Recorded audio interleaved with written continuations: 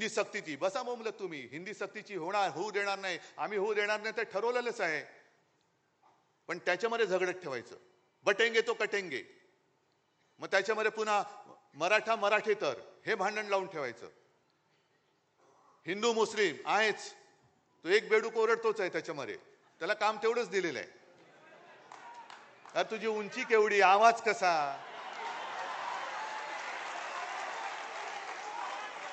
म्हणजे उंची पेंग्विनची, चाल बदकाची, आवाज कोंबडीचा.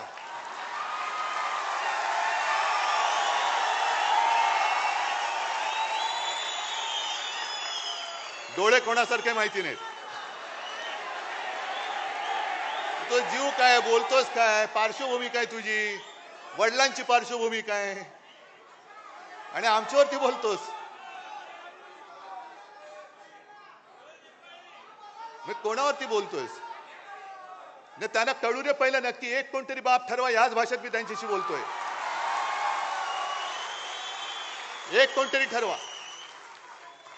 जसं आम्ही 59 वर्षाची शिवसेना झाली तरी सुद्धा आमचा नेता एकच आहे, भगवा एकच आहे, दैवत एकच आहे, विचार एकच आहे.